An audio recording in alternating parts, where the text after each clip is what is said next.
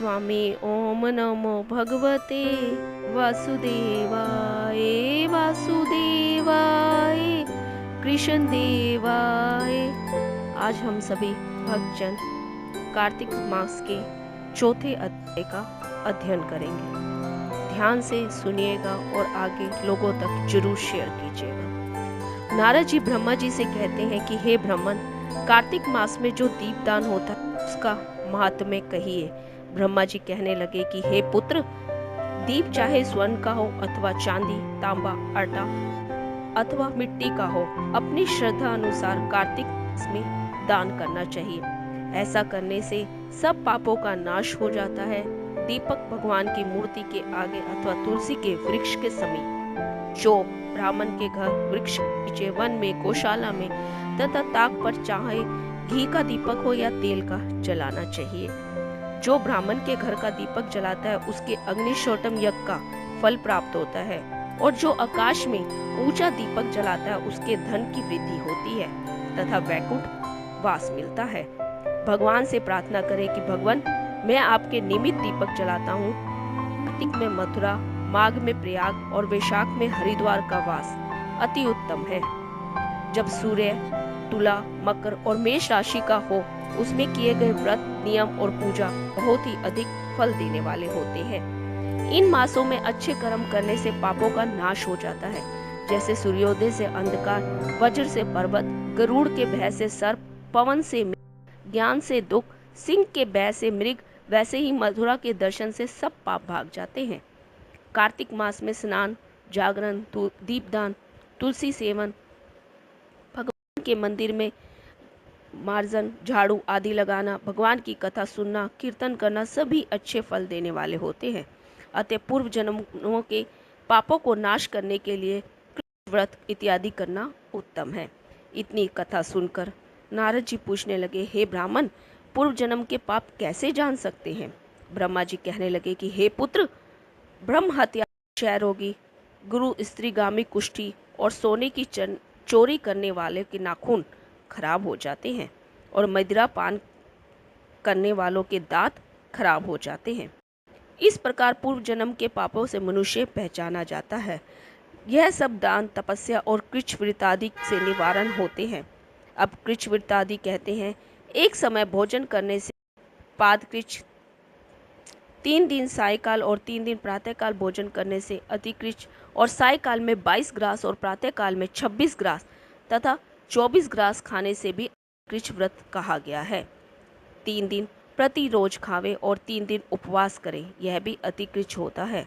सायकाल में 1 ग्रास और प्रातःकाल में 1 ग्रास और 2 दिन में बिना मांगा हुआ तथा 2 दिन तक उपवास, यह कृच्छात धर्त व्रत कहलाता है।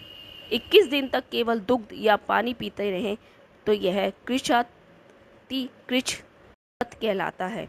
12 दिन तक उपवास करना पुराक व्रत कहलाता है। 4 दिन तक कुछ नहीं खाना, फिर सत्तू खाना या छाछ पीना, इसके पश्चात कपड़ा या दक्षिणा ब्राह्मण को देना में कृच्छ कहलाता है।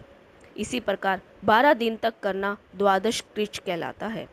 तुला पुरुष का दान करना और गौ का घृत, गोबर, दूध, दही तथा कुशा का जल पीना, यह सब भी कृच्छ संतपन का कहा गया है।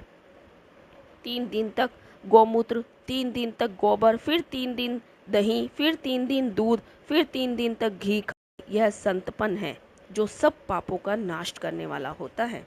इसी प्रकार गुलर, कमल, बेल, इनके पत्ते या कुशा का जल प्रतिदिन पीने से उन कृच्छ व्रत होता है।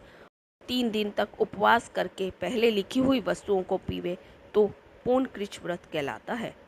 यदि तपा हुआ दूध, घी, जल एक प्रतिदिन पीवे और 1 दिन उपवास करें तो इसे तप्त कृच्छ कहते हैं। जल, दूध, घी यह तपाकर 3 दिन तक पीवें और एक समय स्नान करें तो यह भी तप्त कृच्छ होता है।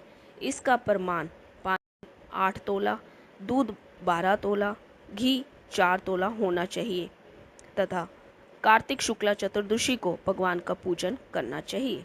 उपवास करके उस रात को जल में स्थित रहें, यह पेट जल कृच्छ व्रत कहलाता है, जिसके करने से वैकुंठ की प्राप्ति होती है।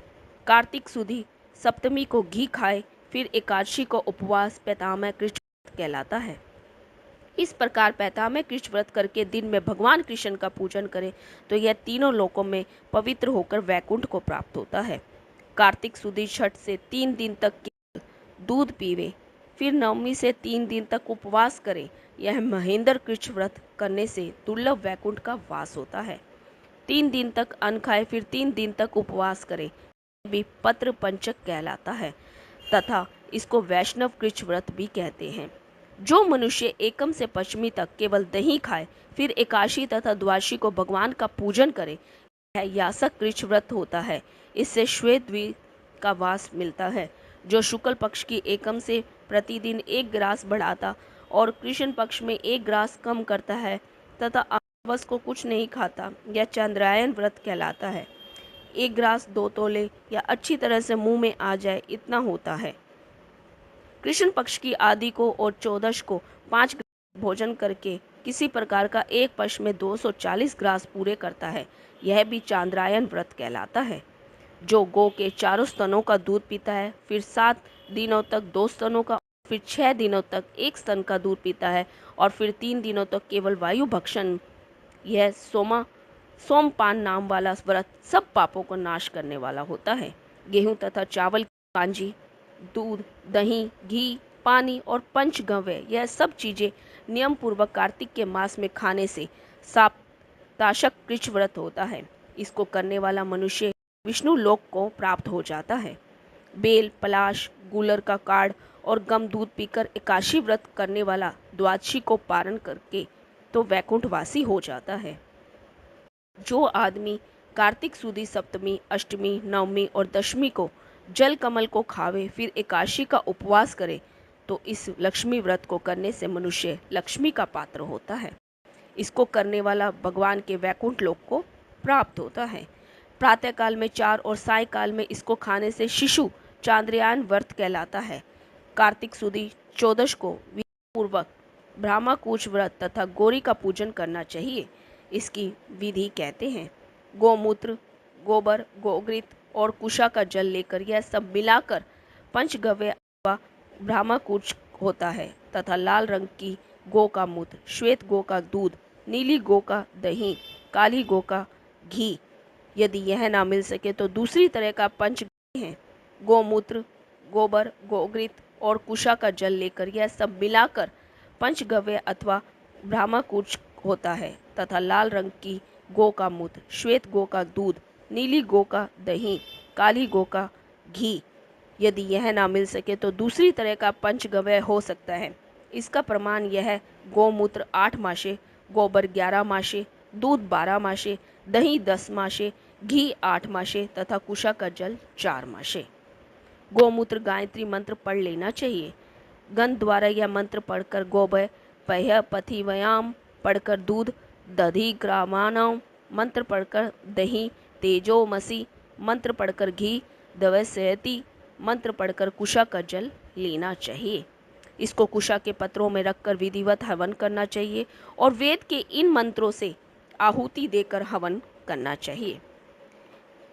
इरावती, इंद्र, विष्णु, विश्वकर्मे, श्रवती, मनस्तोक, श्रवती, इन मंत्रों से आहुति देकर बचा हुआ घी पिए। घी पलाश के पत्र, स्वर्ण पात्र या चांदी के पात्र में पीना चाहिए।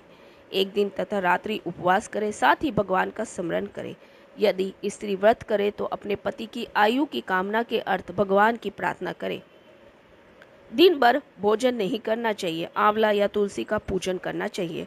व्रत समाप्ति के निमित्त ब्राह्मण को गोदान करना चाहिए।